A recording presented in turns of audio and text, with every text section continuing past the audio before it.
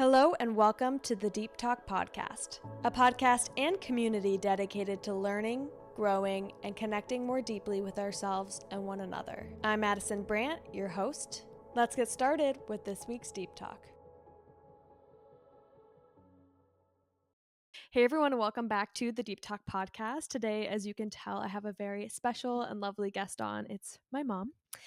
We have talked about having a podcast together, doing one for years, and it just never quite happened, but we are making it happen. And I think that one of the best things about my mom and that I'm so grateful for is that over the years she's given me so much advice for every area of my life, about dating, about work, about friendships, everything. And she's just been a go-to person in my life. She's here to spread that advice. Yes, even my friends, I feel like, go to her for all the advice. And so for anyone kind of walking the journey and just figuring themselves out, need some mom love, she is here with us today. So thank you for being on. Thanks for having me. This is very exciting. Let's just do a little introduction before we go into all of the advice, and we're really going to go into each topic. So for anything that you need some advice on, from friendship, dating, work, just finding yourself, we're really going to tackle each of those areas. But before we go, and do you want to tell them a little bit more about kind of what you do for work, hobbies, what you're up to? Yeah. So I'm a writer. I started my career in advertising, and then I moved on to magazine writing, newspaper writing. Then I started my own business, and then I took a lot of years off raising my three kids. Madison's the middle of my three daughters, and then I jumped back in my 40s into a corporate communications role at Target. And that was a big shift. And now I have my own company and I'm a writer, and I'm actually doing a lot of writing for Target right now. So that's been really fun. Yeah. That's my career thing, I guess. Hobbies, I don't know. I used to be a big knitter and crafty person, and I'm kind of getting back into that. Love to read. My big thing is what, sourdough. Yeah, she's been in a very big sourdough kick. So every time I come home, there's a sourdough loaf, Yeah. and these amazing chocolate chip cookies. Mm, She's like a grandma already, yeah. making all the things. Well, I'm not a real grandma. No, not a real No. grandma. But she loves to bake. You like to garden. You like to Yeah. be outside doing that.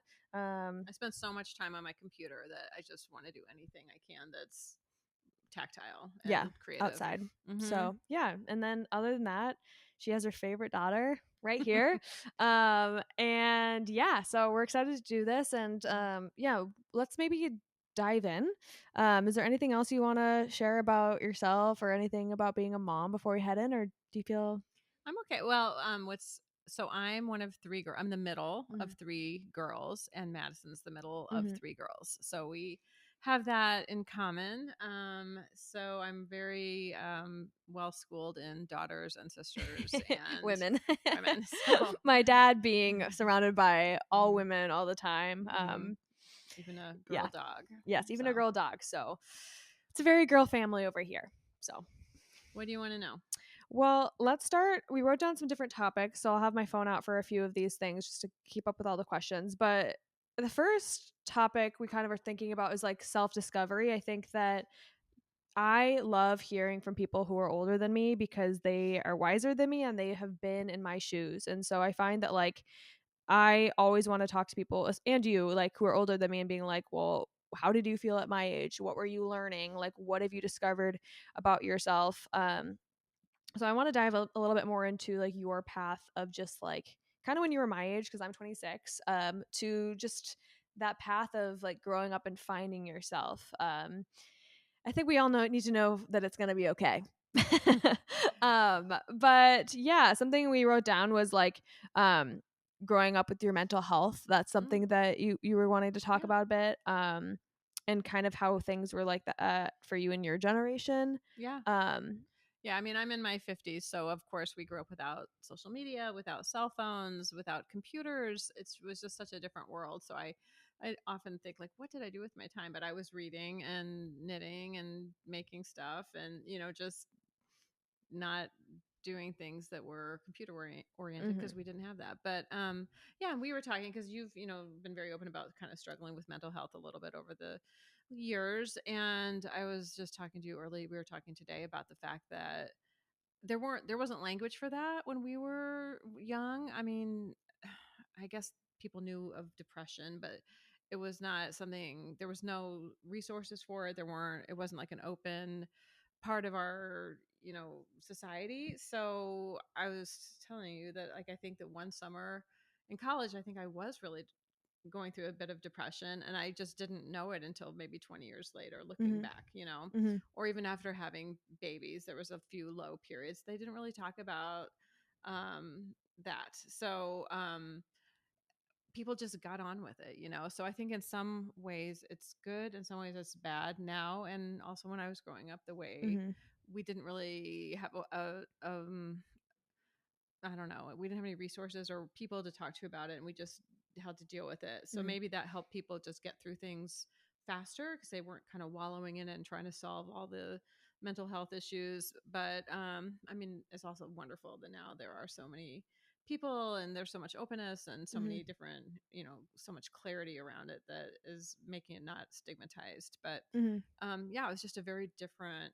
I mean, I don't feel like I'm old, but it was such a different world back Yeah. then. So, Yeah. I was just curious mhm. about that because I think part of my self-discovery had been so much about figuring out my mental health and like, just therapy and all that journey, and yours looked different because I think a lot of it was you finding yourself like not on your own, but I don't think there were as many resources or as much talking about it.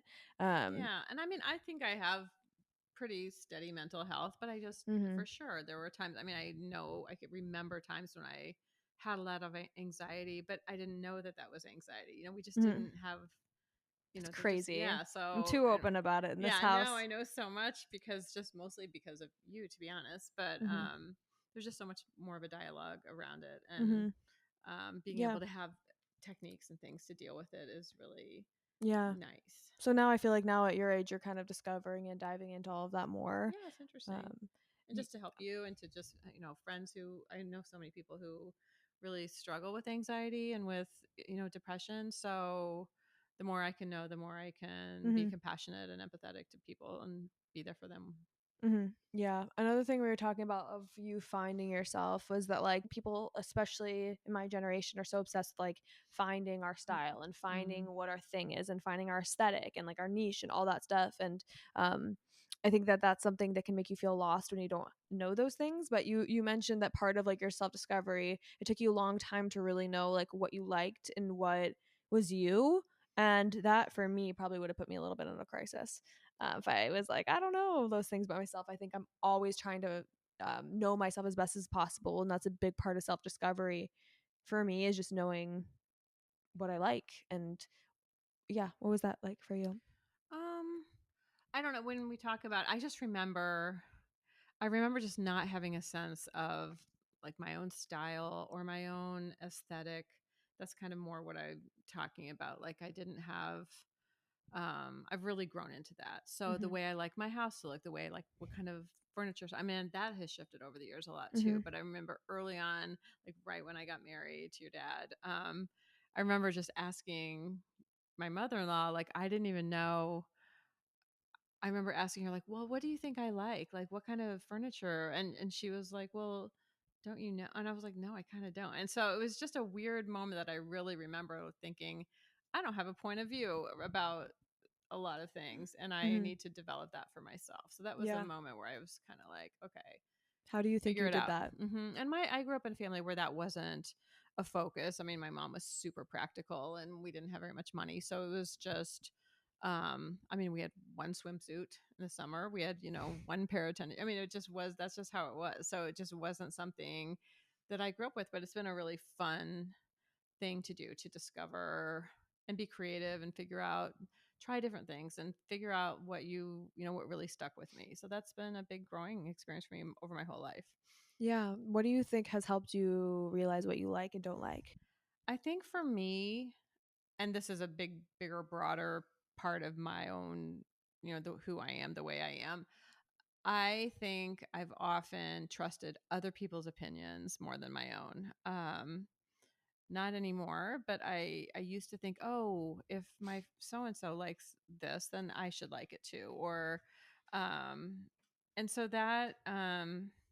And I was always I'm somebody who kind of likes to I'm a little bit of a pleaser in a way and want no conflict and so I think I'm very adaptable to other people and what their needs are and what their likes are. So I think it just started me just trusting myself more and Mhm. more and more and making the decision to do that and know that learning that my opinion was right for me even if it wasn't for somebody else and somebody else's opinion or aesthetic was theirs and I can like it or not and that's Mhm. fine. It's just everybody's their own person and you've got to do what's Yeah. you. Yeah. Yeah. I Mm-hmm. think that yeah, I feel like I change every year or two, and maybe that's just being in your Mm-hmm. 20s, but it's cool to see even just like how our house has come together and like how you get excited to do your things and have a vision. You're even Yeah. like, Dad, don't put your weird pottery in the dishes because I want the white ones Oh or I yeah, yeah, want yeah. I only whatever. want white. Yeah, I want. Mm-hmm. Mm-hmm. So, yeah, we'll kind of weave the self discovery, I feel like, throughout what you've learned through these different topics, but I want to go into friendship.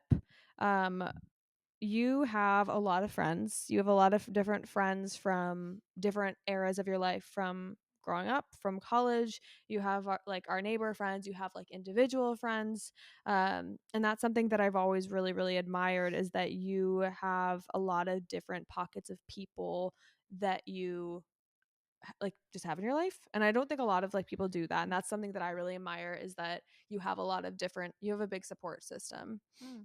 Yeah, that's true. Yeah. I don't know. I mean, I'm drawn to different people for different things, and I mean, we've talked about this a lot too. I mean, there's people that are my people I would go to with really if I needed to really have a deep talk with somebody. Mhm. There are people I would go for to go see a musical. I mean, there's Mhm. just all different kinds of things that different friends, you know, do in your life for you, and Mhm. the ones you've known the longest are the ones you have that history with. So that's I mean, I've got friends from middle school that we maybe see each other once a year, but it's like not you just pick up and like nothing has changed. Yeah. And so I think that there's sort of a deep history type of friendship Mhm. where you don't have to stay up to date with each other because you just have that built in Yeah. like almost like a sisterhood. Yeah. So and then I've always felt like if somebody require for me if it requires like constant attention it feels maybe like it's not the right kind of friendship for me because or if I feel pressure that way I don't have that in my life but I had in the past like out of college and stuff where there were too many expectations on me from people and then I just didn't want to it was stopped to take it took some of the joy out of the friendship. So Mhm. I think the friendships that you can leave and come back to as different stages in your life or be really busy and just know that about each other even if it's just for a week that without any consequences like that's just to me like one of the tenets of a real friendship. So Yeah, because I think that especially like when you're younger, I think you get caught up more on the drama of things or you get caught up in like the Mhm. stress of it, and I feel like you kind of know more at this point like what matters. I feel like in a friendship Yeah. and what I mean, matters. you Yeah. don't, and we've, I keep saying we've talked about this, but I mean, the older you get, the busier you get. And if you have kids, you're raising your kids and you've got a million activities and you're juggling a million things. You don't have the bandwidth to have a million friends and be doing stuff with them all the time. I Mhm. mean, your world gets pretty small because you're focused on the things that matter the most. And for me, Mhm. that was my kids and my husband and my, Yeah. immediate family. So, you know, you have to be pretty picky about who you're going to take time away from your family Mhm. to be with. And I think that everybody needs that and it's super healthy, but it's different than like out of college or in college when you've got like a million friends all the time and it Yeah. just gets your focus just narrows. Yeah. Yeah. How have you kept up with your friends that um have don't live with you like near you Mm. anymore? Like you have a lot of friends scattered around the country, Hmm. and how do you keep up with the ones that matter to you? Yeah, it's been interesting. I mean, we were just, in Florida visiting my friend from middle school, Mhm. and there were so many years where if we could squeeze in one breakfast once a year, that was amazing. Like she lives 600 miles away, and at Thanksgiving we'd get together, and it was so hard to just squeeze that in, but we would have literally like 2.5 hours together, and that was it for the whole year. And that kind of kept us going and just was the little touch point that we needed. And now, I mean, as you get older and your kids leave the nest, it just becomes easier and you kind of come back to each other a little bit because you have a little more time. But I don't know. I mean, I try to be thoughtful. I try to, reach out or send little texts, or, if there's some memory that comes up, I'll send that, so I don't really have a strong answer for Mhm. you, but I mean, there have been friends from high school that I've reconnected with just in the past Mhm. 5 years, probably. And that's been amazing. So it's just, I don't think there's a rhyme or a reason to it. It's Yeah, just, people come back into your life when they're meant to. they're meant to. Yeah, yeah, and you have a lovely group of like so many different kinds of people and so many different kinds of support. And I love that you know, keep up with your college friends on Marco Polo, but then you also like Oh, yeah. will go on walks one on one Yeah. with your friends. And I really admire that it's not just it's not just you and dad. Like I think that's great, but I think it's really special to be like you have your own friends that Yeah. you do things with. I think that's important. Yeah, it's important. I mean, it's very important for us to have couple friends that we Yeah. enjoy, and that's been a big, that's been a huge part Mm-hmm. of our lives, Mm-hmm. having those sorts of friendships and developing those. But yeah, I do have my own friends, and so does he. And I just think that just fills another little Mm-hmm. cup in our lives. So, Yeah, I love that. have you struggled very much with friendships after college? Oh my gosh. I think that for me, I have a lot of I think I'm similar to you is I have a lot of different pockets of friendships like groups or like a lot of individual friends more so. And then my two childhood friends, Anna and Julia, we've been friends for our whole lives ever since we were really, really, really tiny. And you've grown up with me with them. And those are friendships that are kind of those, friends that you'll keep forever. Mhm. You're they get you more than anyone else, even if you change, they just know you and you can meet back up with them and it's all the same. And I know that as we grow, we'll probably ebb and flow and as we get older. But like they'll be the first people I call for everything. And you've seen our friendships, like our friendship has changed you know it's really ebbed and flowed. Like there are seasons where we're all so together, and there are seasons where like one friend isn't living here, or you're kind of in your current day life with your friends who are near you or at your work or doing things that you are, and you kind of are all doing different things. But we've managed to keep that foundation up. But it hasn't been easy. No, you Yeah, guys have had a lot of conflict yeah. over. I mean, all three of you or one on one, and I mean, there's been many, many issues that you've dealt with and worked through, and I find that so fascinating because I feel like it would be a friendship breaker for a lot of people, and Hmm. they're not big, terrible things that have happened, but things that are really hard times to work through, and you somehow Hmm. always do it, and I think that's really admirable. Like, how do you guys work through it? I feel like it's almost prepared me for marriage.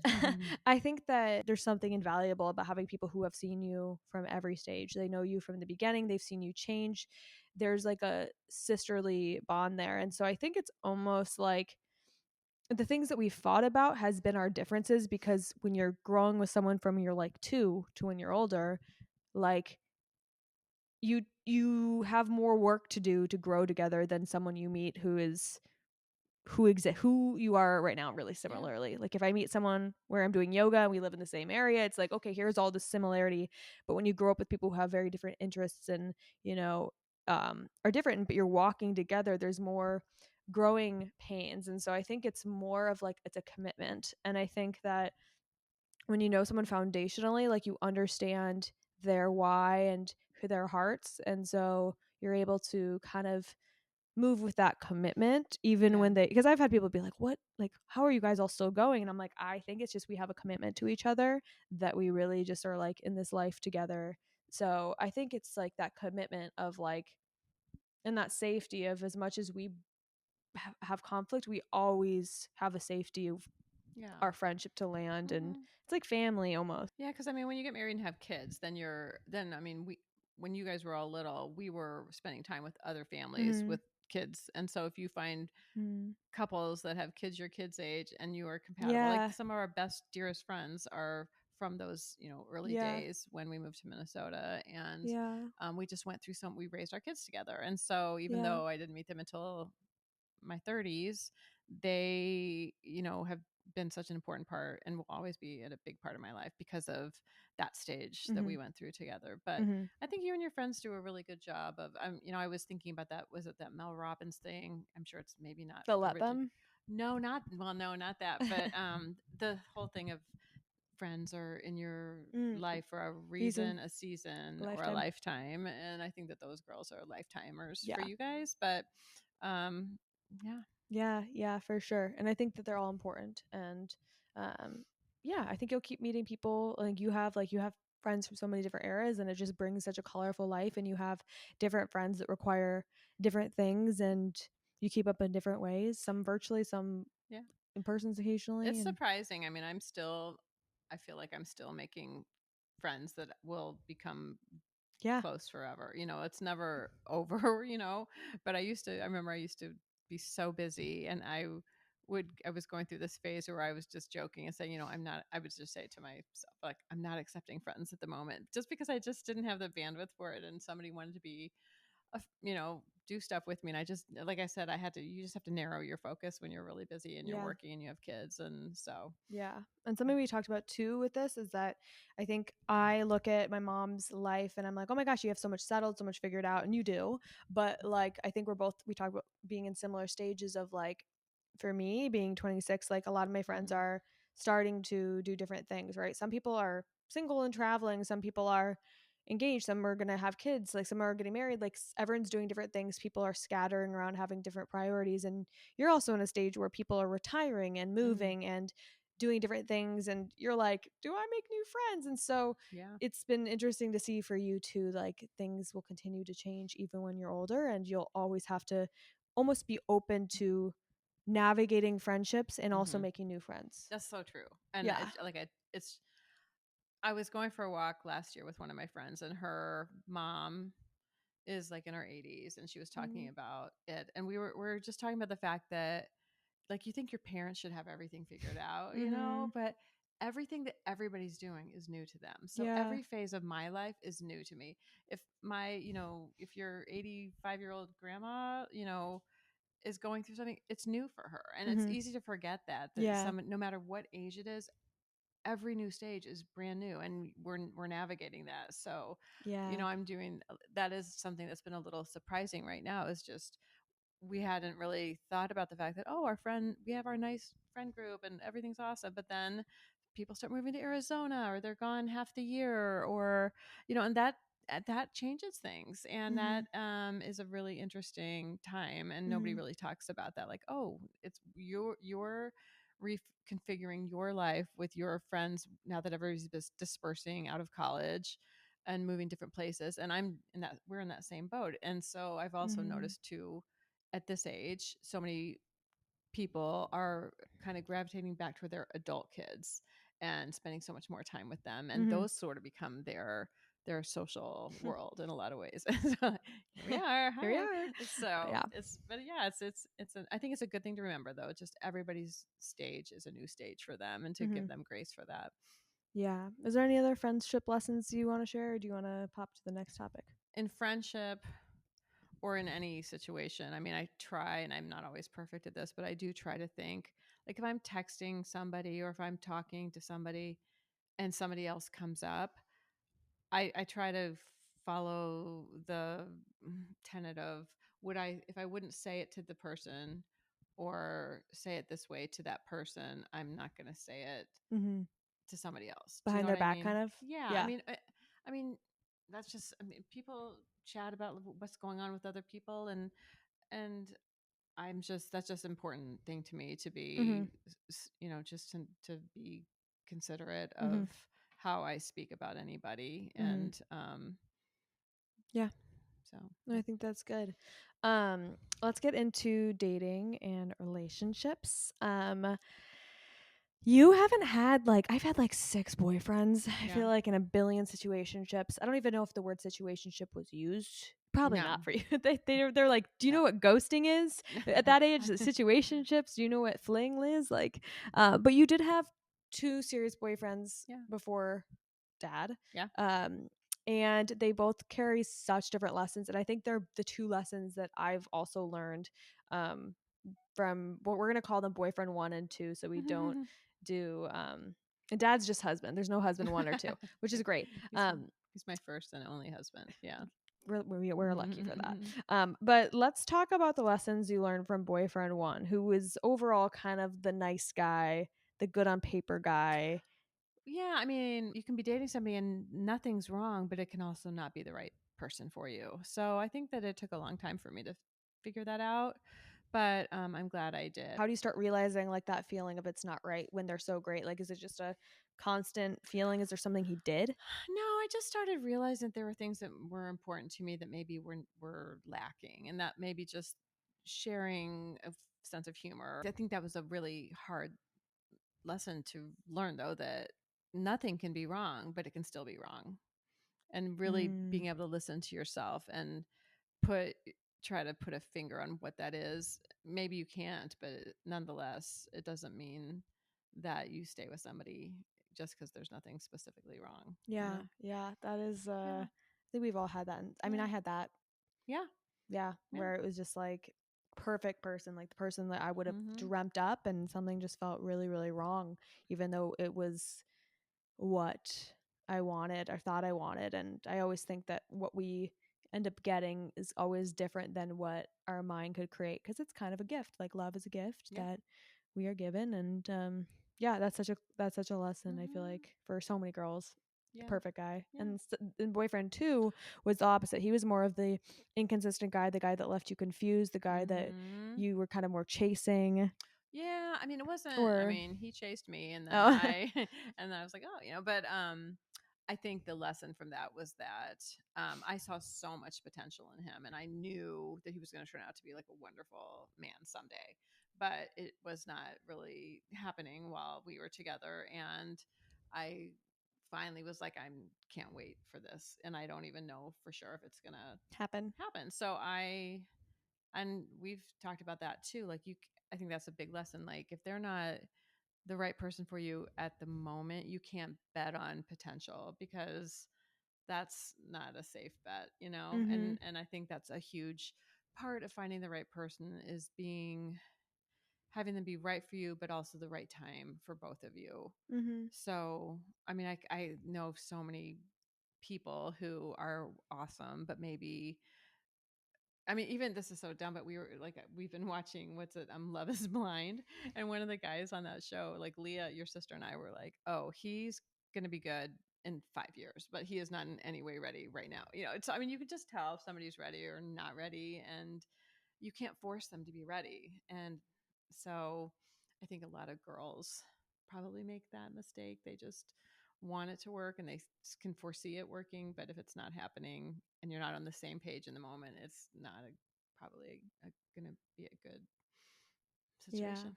Yeah, I've wanted potential out of so many Mm-hmm. people, and because you can see that, Yeah. and it's also hard to be like, is this who I want you to be, or is this who you're Mm-hmm. actually going to be? And regardless, like committing to something that's not the product of what you want makes no sense. And I think you're gonna find that person that has that readiness where you're able to just go in together at the same Yeah. pace. But it's hard when you do see potential in someone and Mm-hmm. you like them. But I do think as you get more experience and as you get older, you kind of realize like there isn't that time to waste anymore. Like you've learned, you kind of become more impatient. I've become more impatient for that, to like wait for someone to be something. Yeah. You care about your own self more. You don't want to put yourself through that pain, I Right. feel. Yeah. Yeah, I mean, I think that when we were in dating years, we weren't putting a name to like the values we were looking for, or Mm. and your generation does do that, and Yeah. I think that I found the values I was looking for in your dad, but I wasn't thinking, okay, we need to have similar family values, we need to be on the same page about money. I Yeah. mean, but we were, and we talked about it, and but it was just a little it was more like intuitive Hmm. at that stage. And I think my other relationships and other people I dated helped me see what I really needed and was looking Hmm. for my life life partner. And Hmm. so I'm so grateful for all the experience I had prior to that, because I probably wouldn't have known. You have to have the things that aren't right to know what is the right thing. So, And that was Dad. Can you talk about how you met Dad and like your initial impression of him? oh gosh, I mean, we met at a well. It's, I thought he was very quiet. I thought he was very cute, but he was very quiet, and so I didn't. We went on one date, and then I was like, too quiet. And then we reconnected a couple months later and started dating. And I was You like, thought he was oh, cute. You saw him again at something and you're like, "Oh, he's actually cute." Like, yeah, you saw yeah. him with another girl, right? Well, he, my roommate, yeah, he came to take my roommate, who was his high school friend, to. This was out of college, but my roommate was. That's how we met. Yeah. But yeah, they went to like a Christmas party together as friends, and then he picked her up at our house, and I was like, oh, what was I doing? Not keeping going out with him. He's so cute. So then we gave it another shot, and it turned out to be the one. So I do always say that, like, you cannot know right away, in my opinion, if somebody's the right person, because that was my experience. If I hadn't, I could, we went on one day and I thought that was it. And then we luckily, you know, had a round two and it turned out to be my person. So, And you always talk about this one dang lesson where I always feel oh, like I had someone on my podcast a while ago that was talking about how, you don't just, you don't find that know it's the right person. You keep learning if it's the right person over and over again. Like you keep mm, each year, each moment, like you're continuously recognizing, is this the right person? Like it keeps being reaffirmed. And you always talk about the dang gates, which heard about that so many times, but you can share it and it is helpful about like kind of how you knew it was the right person. what did I was it light You, post? Was light it light post, post? sorry. I was thinking about this hill that I used to run up, and it was a really hard hill and really long hill, and there were these light posts. So I would be like, not instead of looking at the top of the hill, I'd be like, just get to the next light post, just run to the next light post. And so I use that sort of as a metaphor for dating for you. Is just get to the next light post. I mean, you just keep going, or gates. You can make a, get through that, get to that light post. And if it's still good, just keep going. And if it's the person, you'll just keep, there will never be like a stopping point. You'll Mm-hmm. just keep going and Yeah. just keep going until there's a Yeah. stopping point. And Yeah. so, if you're overthinking it or getting nervous thinking about long term, I'm always like, just get to the next light post and see what happens then. The next thing. Yeah. Mm-hmm. Yep. You keep assessing the character. You keep As you go. walking through new Yeah. things, having new experiences, meeting their friends, meeting their family, all the things. You Yeah. really hate that analogy No, though. You're like, it oh, doesn't work for me, but maybe it'll work for you. she's like, not, you're like, Not the not the light post. light posts again. Can't.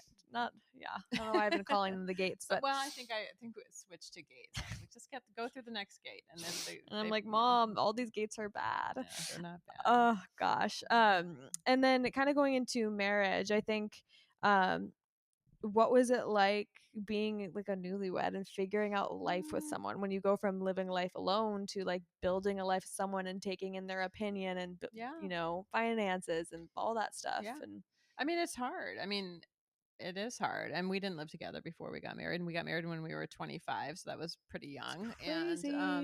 I think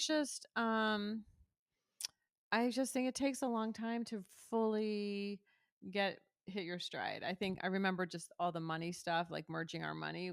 For him, it was easy. It was not a problem. And for me, it was like, oh, like having our money together and then going to buy something for yourself. Like that felt weird to me. Like hard to explain, Yeah. but I would feel like I needed to run something by him, or if I wanted to buy something for myself, but that was just my own feeling because I'm like, Hmm. oh, now we have this one bank account. So I didn't feel as free to just have Yeah. free reign with my money the way I did before, but not by anything that he did, just my own feelings of having a joint bank account. So I mean, I remember that just being like a little thing to like get used to, but I don't know, it's just it's not like I remember my sister said this once years ago, and this has really stuck with me. She said, every morning I wake up and I decide to love my husband again, and they have a wonderful marriage. And so it's not a negative thing, but it's just like you have to commit every day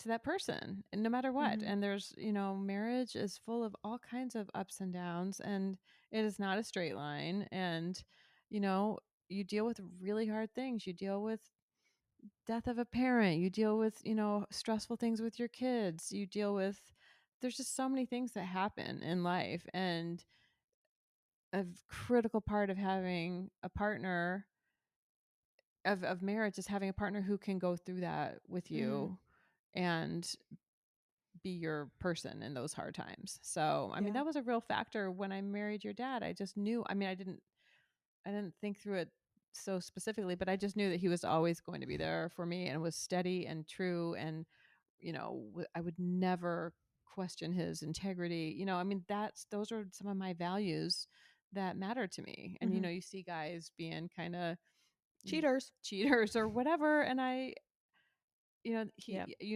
I mean, that's never been something that would have would be a situation. Yeah. So Yeah, anyway, and I always say that too. Like, I always think about like when girls are dating and they're like, "Oh, he's ghosting me" or whatever, and I'm like, "Oh my gosh, that guy is. If you're gonna marry somebody, they need to go through the hardest moments with you." Do you think the yeah, guy that's ghosting is gonna be the one walking through the death of your parent? Like, I don't know. I think right. that you have to think about somebody who's really ready to commit and who has those good values, and Yep.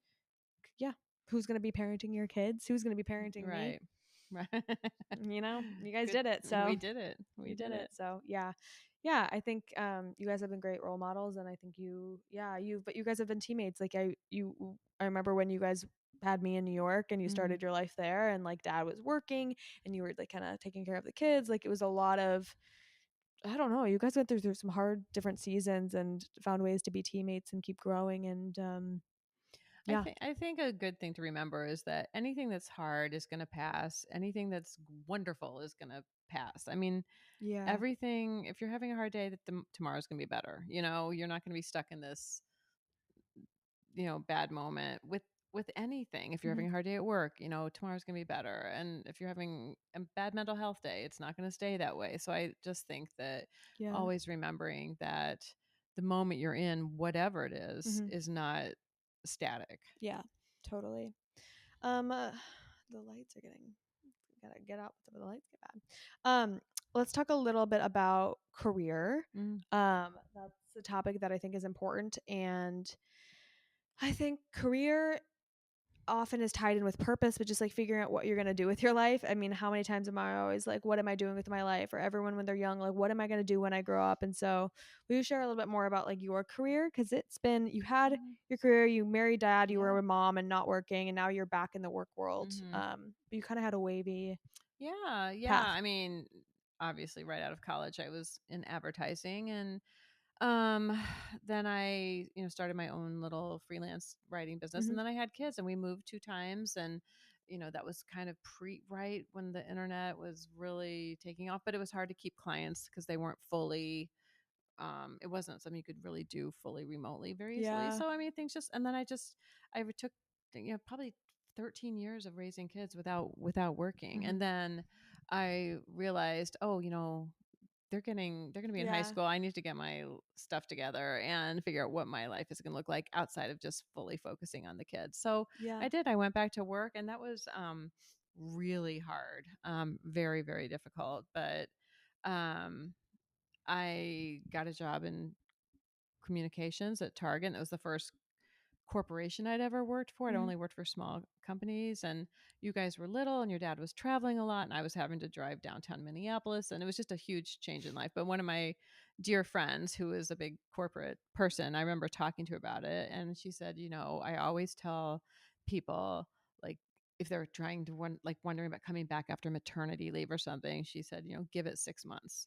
And she said, you can do anything for 6 months. And if it's not right after 6 months, then feel Be free to done. walk away. But Yeah. that's been a really good lesson about a lot of things. Just try it for 6 months. That's enough time to really get a sense of it, Yeah. and it also gives you a little bit of a mental out, if things aren't working. Like Mhm. you're committing yourself to this certain amount of time. Totally. And Hmm. I think too, like you were talking about the early beginning of your career, how what did you say? Like people were you doing a different were you more of a wavy path than other Oh people or well, we like were just. I feel like. Oh, I know. My mom. Everyone in my family is a teacher, yeah. and I remember being so envious of them because like they knew they were going to be a teacher. They went to college to be a teacher, It was a very specific job, and I did not know what I wanted to do. I knew I was creative. I knew I liked to write, but I didn't know what kinds of jobs there were for that. And it was very scary and very Yeah. stressful and very unclear. And there wasn't good guidance in college so much for Mhm. that. And I would be so envious of my business school friends who had internships and, you know, got their jobs their junior year of college and were set for out of college. And I think it's still that way to some degree. And I always kind of feel bad for everyone like me or anyone who like in psychology or communications or whatever, like what those paths are, because it's not laid out very clearly. Mhm. And so I think there's just so many things out there that people don't even know that even Mhm. exist. So I think the more people can just talk to people and understand that, talk to people who are older than you, that's the best thing you can do. And dig around like you do. I mean, that's been like one of the biggest lessons I think I've learned from you is how scrappy you are and how are fearless about reaching out to Yeah. people. And you've gotten real jobs and real internships that are not posted, that were not real jobs. People have created jobs for you in their companies. And because you would just find a company you were interested in. And then on LinkedIn, you just start messaging people or message. I remember talking to you about some company you were interested in. I said, "Well, who did you message on LinkedIn?" And you said, "Oh, the CEO." And I was like, "What?" I was so horrified. But I mean, you're like, "Yeah." I mean, it was hilarious. But you just kept messaging that CEO, and it turned out to be, it worked for you. Yeah. So I talk about that to people all the time. Just That's a lot of gross. people come to me lately for career advice because now I'm, doing my own business and it's working out wonderfully, and it took a long time to get to that, but I always tell people think about what your dream company is. What do you love? Like what would be your amazing career? And then start bugging people in that company because you're probably going to get a job that's the ones that are posted are probably not jobs you're going to get because hundreds of people are applying Yeah. and maybe they already have somebody in mind and they just have to post the job. I mean, that's part of the reality of it, especially in corporate. But I just think go after what you actually love because there's a real chance that then you're going to be amazing in that job, and don't think you can't get it or it's too cool of a company or too far out of reach, because I've seen it happen over and over again Mhm. where it has worked out when people do that. And that's, you know, Yeah. the best advice I think I could give. Find out what you really love Yeah. and then go for it.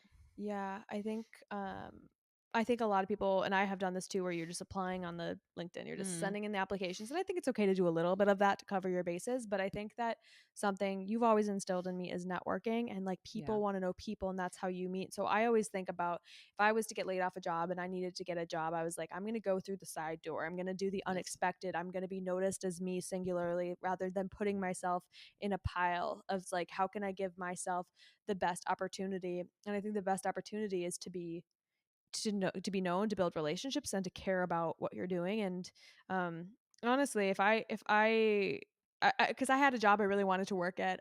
It was like a beautiful, amazing events company that was traveling all around the world, and I was like, I want to work there. And there were no positions up. But I messaged every single person on LinkedIn. I asked to do informational interviews. So that I didn't seem to like give me a job, but like I was curious about like tell me about the company. Here's me, here's what I'm interested in. I emailed them. I think I left a voicemail in every single one of their voicemail boxes, including their like finance one, like every single one. Like they didn't not hear from me from a single angle. And this might be a little too much, but the CEO ended up emailing me and saying, "Hey, we've heard many people have referred you to me, and let's get on a call." And we talked, and I asked more about the company and her, and she asked more about me, and they ended up creating a weird position for me. Hmm. And I don't work there anymore, but I just have taken that away. That if you want something, I think it's better to either go for something you really care about, learn about it, ask a message, get out there, like get in front of the people, or ask people, like who do you know, like know people. um I would never go for a corporation again. I would always slide into an email of a smaller company or get really knowledge about something and share myself with people, because I just think um I would rather be known that way. I think it's genius. You really taught me to do that early on, is network, and get connected to people, because you're such a people person rather than, yeah, the traditional ways. But yeah, that's a career huge lesson. Well, and I mean, I'm not nearly as like forthright and scrappy as you are. Like I'm not comfortable doing things the way you do, but I've learned a lot from watching you do that and seeing what you can actually make happen Mhm. if you just put yourself out there. And I think there's ways for everybody to do that, even if they're shy or even if they're, not comfortable with Mhm. haranguing some a whole company. But You don't need to do that. no, no, but reaching out to people for like just information, Mhm. and getting to know, and then you're on their radar. So I think that Mhm. that's a great tactic. Totally. And I've Mm, also like always think, if you don't ask, the answer is always no. And right. I think too, like, even if you're in a job right now that you don't love and you're like having dreams about another life, it's like, whether if it's another company, it's like, start planting seeds, start talking to people, start getting in front of people. They'll think of you Hmm. when a job comes up. But I also think, like, I think a lot of people have a secret dream of like having their own business or like being done with corporate. And I think that there's something beautiful too of like when you have your job that's paying you and being grateful for it financially supporting you, doing side things and Hmm. on the weekends, on nights, and busting your butt a little bit. Because I think that I had a friend the other day telling me, like, she was like, "Oh, like, it's just hard because you have to pay for everything." And I was like, "You're so talented. You should go do these other things." And she's like, "Yeah, but I'm just so tired." And I know that it's hard to put in energy at work and not have much energy left over, and it's frustrating because you have to bust your butt a little bit. But I do think that so many people make excuses for a life that they deep down want, but they're scared to put in the work to get. But I think that it's your life, and I think it's worth it. And I think that, you know, I Yeah, I think it's think a worth it. lot of people kind of settle, and that's fine. I mean, you can't. Everybody's doing things the way they are choosing to, Yeah. but I will say that like for a long time, especially when I went back to work and I was new in the corporate world, Mm-hmm. I remember just feeling like, oh, they were seeing potential in me here or here and putting me in these sorts of roles. And I mean, I'm a writer. So when I, for example, was put on this role of like creating an intranet for a Fortune 50 company, that's not, I was like, oh, they believe in me, so that must be right for me. But I hated it and it was so Yeah. not right for me. And I finally started realizing that even if somebody sees potential in me for something, doesn't mean that that's right for me. Mm-hmm. And I used to always think, as long as I'm learning, long as I'm learning new things, it's worth doing. And I think that's true to a degree. But if it starts really taking a toll on you and there's not really an end in sight, that was sort of my moment where I was like, I need to get out of here. Mm-hmm. It's not the right thing for me. And that was even, I mean, when you were looking at corporate roles, I remember I was like, Madison, if I'm not a corporate person, you surely are not. So, I mean, but it's just sort of understanding your own self and understanding what kind of environment you can thrive in. And there are environments for everybody. Yeah, I need to make an episode about this, because I really think that like your career is what you do, but it's also, there's so many important things to understand about the way you work. Like, are you a Hmm. leader? Do you not like to lead? Yeah. Do you like remote? Do you not? Do you like, Hmm. what kind of like vibe do you Hmm. work for? And I think something too that I will be telling my children one day is that it's okay to quit early and get laid off, because I have been laid off so many times in only a few jobs that I've had. Um, but I think one parenting thing that I think you were trying to do the best you could. But I remember my first job, I Hmm. was so miserable. It was my Hmm. first job out of school. I remember like I was like, I think they're gonna let me go. Um, and you were like, do everything you can to keep the job, do everything you can. Oh And yeah, I yeah. think that makes sense, like financially, but I was so mentally ill at that point and I knew it wasn't right for me. And I think sometimes those leaps, I'm so grateful I got laid off. Yeah, and you were actually really like you weren't worried about it. You're like, oh, I'll find something if I get laid off. I'm not worried about it at all. And I think that's also kind of a cool difference in our generations is that we Yeah. would choose like safety over most anything and Yeah. security. And you are pretty fearless in feeling like, oh, if something happens, I can find something else. And you always have. And each It's thing has led to yeah. something better. And I mean, that's something I've learned from you and admire about you. And even like I think about your sister, I think your generation too is much more much more interested in a work life balance, and not in a Yeah. way that makes it seem like somebody's being lazy with their career, but not killing themselves. Like being willing to maybe make a little less money to be able to have a little more Yeah. peace of mind. And that stress factor, I mean, everything has trade offs. That's kind of my mantra about Mhm. everything. Every choice has trade offs, and you have to decide what you're willing to do. Yeah, we always say like I feel like for all my past jobs, like again, going back to what I said, I feel like one, I I think it's hard, the sometimes the job market can be hard if you get laid off, fired, whatever, but I do think it's worth it to like step away for your mental health. I think that it was like the biggest relief when I got laid off or like let go. I I was so unhappy, and I think there's that whole like stay in something for a year, stay in something for a Mm, year. I'm like, I would rather leave for my mental health and explain to someone like that wasn't a good fit for me, and here's why I'm choosing this next job. I'm mm. not gonna sit in anything, and that's a generational thing too. It's like I'm Yeah. gonna quit things until I find something that's I can be in that makes me feel good. I think that maybe there's a feeling that it raises eyebrows that people have switched jobs Yeah, several times, or, but I no longer really feel that way. I feel like how you present it is the whole everything. thing. So, I mean, Yeah. people understand if you were put in a job that with no training and were expected to do 5 levels above Mhm. you that Yeah. were super stressful and have skills like, I remember you were having to do video and product creative, Yeah. and you had never done that before, and Yeah. it was very stressful, Very and there's hired for different things, and mm-hmm, so there's always a way to yeah, but I finagle mean, it. yeah.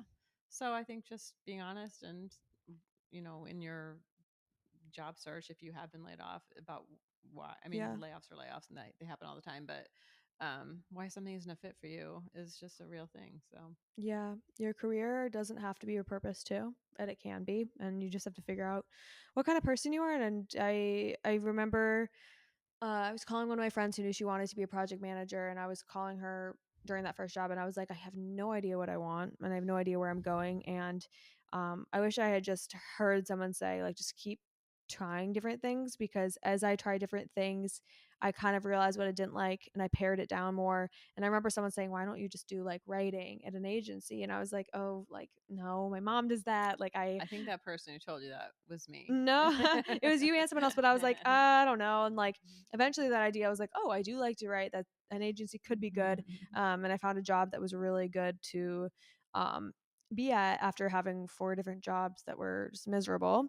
Um, and so, yeah, I think I'm so grateful that I didn't force myself to stay somewhere I hated. Mhm. I kept trying different things and keeping my um, eyes open to new ideas. I thought about the job. Oh, back to what we were saying is like, Oh. I have taken pay cuts to be happier, because I think there's things that money doesn't pay for, which is your flexibility at work, your coworkers, your mental health, the community, the growth. Like I know one of our friends is in investment banking, and he works so many hours and makes so much money, but he's so unhappy from it. And so Mhm. I think your happiness is worth more than any money Yeah. Yeah. too.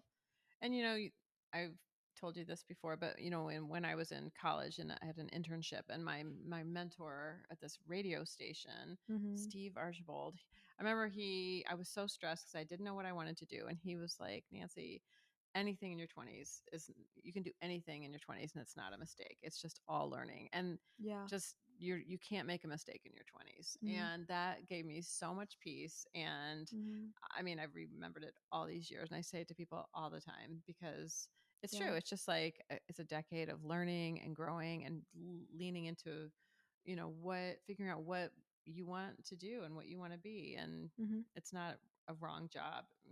No, not a wrong job, and just yeah, I there's so many things, but I think that overall, like your career, I think it's not just about what you're doing or the money you make, but I think it's too about the other things that are disguised that people don't talk about, the importance of like who's around Mm, you, how yeah. you're growing, what the trajectory is for you. Like there's sometimes you have to make decisions career wise, um, that are not maybe looking good on the outside or what other people might do for success, but like maybe you're taking a pay cut for a better team, or Mhm. maybe um you are, I mean, financially you have to think about things, but like you're doing things like that, or you're being like, I'm Mhm. taking the job with less money so I can work fully remote, or Yeah. I'm not growing in my career right now because I eventually want to be an entrepreneur, or Mhm. you have to think about how you position yourself. And I think the more you know yourself, um you work that way. And it's So easy to get kind of caught up in some of that. Like when I left 3M to start my own company, maybe how many years ago? 6 years ago, 7 years mhm, ago.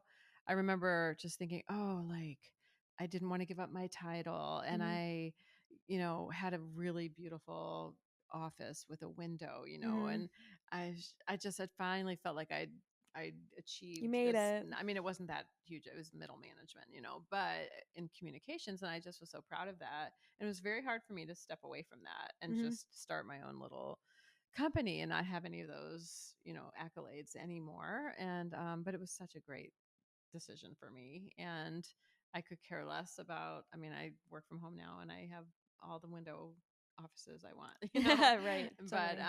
I mean, I think you have to decide, like, and I think, finding if there's something, what your purpose is, if you want to make a difference in people's lives and you're not doing that in your job, then you can find other things to do. Mhm. You can volunteer, nothing's going to check every single box. So No. you just have to figure out what you care about the most and find ways to make those things happen. And I think just like with everything, it's like you I always quote this the movie, but like there's this quote of like you're going to or kind of constantly figure out that what you wanted is maybe not what you want anymore. And I think that the more you change, and you experience things, like I thought I wanted to be in events and then it was horrible and I Mm. hated it, and I was like, oh, who am I now? I grew up wanting to be a makeup artist and that dream died, and now it's back and whatever. And you're just going to constantly, I think, um, have this constant companion of change with you. This Some people are, and it, you're one of them. yes, not everyone, Mhm, yeah. but even Hmm. you've had a Yeah. lot of change in Hmm. like how you do things, That's and that's absolutely true. okay. Yeah, it's just learning and growing. Hmm. Hmm. Um, is there any lessons you've had being a mom, whether it's being an actual mother or just lessons you picked up as a mom, that you want to talk about? Well, I mean, there's a million, but I guess when you're raising little kids or even up through middle school, one thing it took a little while to learn, but you want to believe your kid about everything, but there's always another side. So if there's somebody who's like wronged your kid, it's not just always that exact, there's Yeah. always, so I think finding out, I think that's just part of my personality, is always wanting to see things from every angle and every side. So trying to understand that. But I don't know. What do you think from being Mm-hmm. like an adult, or from like for having me as a mom, or uh, growing from being a kid to being an adult daughter? Yeah, I think like we talked about, like you're learning too. We're all learning. You're Hmm. learning how to deal with the kids on the spot in different situations and Yeah. how to be a mom. And so there were, our relationship has changed so much. I think that growing up, like I'm like, oh, I don't want a curfew, or no, like we're all figuring all that out. And I Hmm. think that I've learned that like adult relationships are so beautiful and worth investing in, because now we're both like at a place where we're just girls now. Yeah, we're We're friends. doing this thing. So that's one thing. And I think another is, I think the way that you've supported me through my mental health journey, and like I can't that was so hard on you, but um I think every parent has a different gift in how they support you. I have, and that was one that you Mm. really supported me on. It's just like being there for my mental health struggles, and I know people's parents that would have been like, oh, just suck it up or whatever. But that's something that I think you really were good with. Yeah, but it was Yeah. hard for you, I know. Well, So, and it's just, I mean, like we said earlier, every new experience is a new experience. So even mhm, if you've been a parent for 20 years or 15 years, anything that's new, you don't know how to mhm, do it. So you're mhm, figuring it out and trying to make the best decision in the moment. mhm. And it's really hard because you don't know if you're making the right decision, Yeah.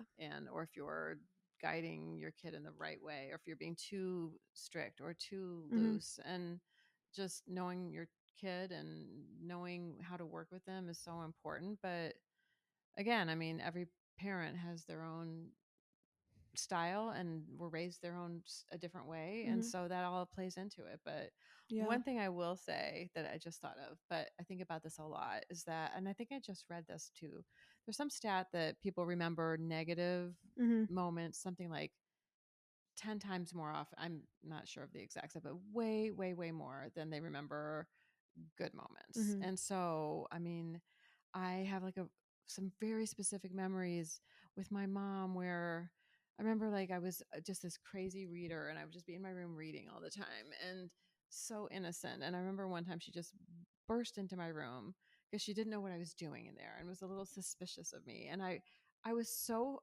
horrified and hurt by that. Yeah. But because I was just reading Little Women or something, Mhm. and I couldn't believe she would.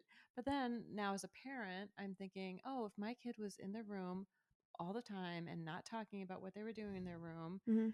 I would probably be a little worried, Mhm. and came from a place of, and it was just, that's just such a dumb little example, Mhm. but like that stuck with me. And I'm sure, I know that there are so many things that I have accidentally said or done, and that have probably stuck with all of you guys. But I think what I'm doing now, and I find that even with my other parts of my family or friendships, I mean, the things stick with you that are the harder things. And so I really am being really intentional about focusing on like really noticing and remembering and paying attention to the good Mhm. stuff. And Yeah. I think that's, I guess I would ask kids to do that for their parents too. I wish I'd Mhm. done more of that with my own mom and dad. So Yeah. Yeah. Yeah. I think the relationship continues to change as mhm. we're both changing, we're both, growing, but I think that yeah, it's cool to have seen how our relationship has changed and it does so much as the brain comes on more online. Yeah. Yeah. I So, mean, high school's no joke. hated that crap So, for real. Um okay, it's getting so dark mm, out. But okay, let's talk about what we have learned from each other. mm. Well, I did talk a minute ago about so much. I've learned so much about just you being scrappy and working to get what you want, Mhm. and it working. Mhm. So I think that that's been something I've learned from you. Mhm. I really appreciate your how thoughtful you are, and with things that matter to people, like how you brought us coffee yesterday. Like Mhm. that's the best thing anybody could do for me, and that was like a real love language moment. And I Mhm. think that that's something I've learned from you too, just really meeting people or doing things for people based on what they would love, Mhm. not just what you would love to do for them, Mhm. Yeah. so Yeah. um and just the way you power through your friendship issues and don't give up on each other, like Mhm. that's been a really admirable thing that I pay attention to. Yeah, that's cool. Hmm. I think I always have learned, well, like my friends always just think you're the most patient, calm person ever. I think you're just like, you handle things with such grace and such love. And I think it's because you're very compassionate and you see so many different sides involved. We call you a harmonizer, Oh yeah.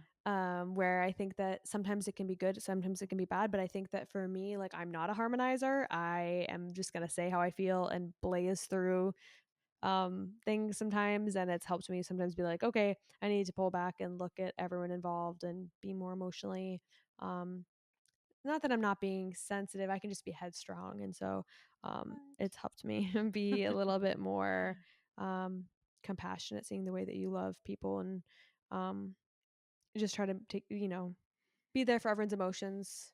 But I'm probably not going to do it ever to your extent because you can be so like appeasing to everyone's emotions that I think sometimes it's much for you. But I think that it is kind that you really do care about everyone involved, always. So Yeah, and I mean that's probably in some ways self-serving without me realizing it, is that I'm very anti-conflict, yeah, and so I want things to be peaceful and I'm calm. conflict.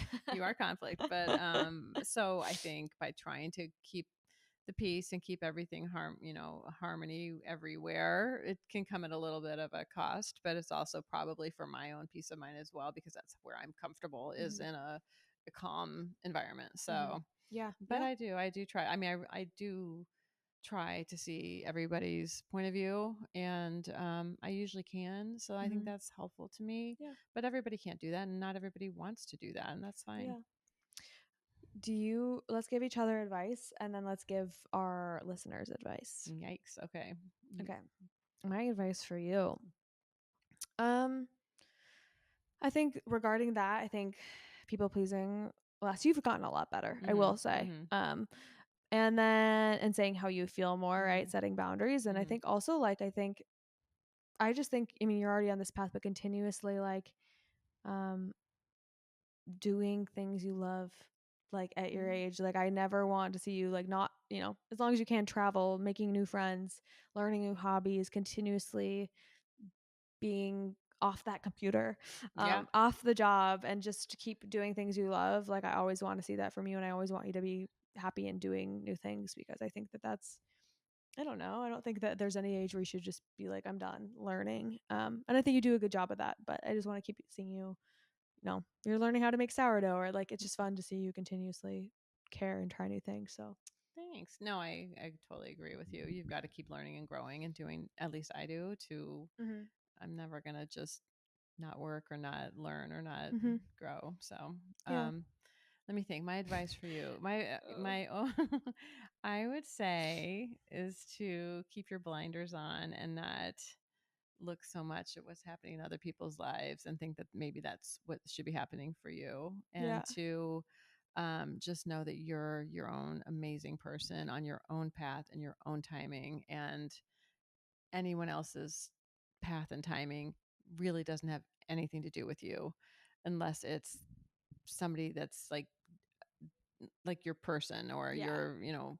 So I yeah, think that I used to say, like, if every single person in the world was in your exact position, you wouldn't feel any sort of hmm worry about it. But the looking at other people's situations and feeling like maybe you should be doing more of this or less of that, that's just a fallacy, because you're on your own path yeah, and you know that, but just reminding yourself of that.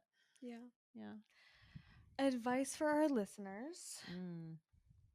I think mine always is I just made an episode about this of just like to never give up. I have to constantly remind myself to.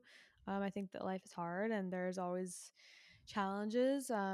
But I just think like on the days where I feel my lowest and I get depressed or I just am like, oh, like it's same old story. I have to constantly kind of jolt myself back with energy of like, get up again, get up again, and get up again. And we always hope that on that 101th try, maybe it is, that like things will come to fruition for you, and that you'll have a lot of stories to tell along the way. I think something that I always try to remind myself too, and that I've learned is like, I think we always want the thing of like having the business, having the partner, having the friends, having the end result.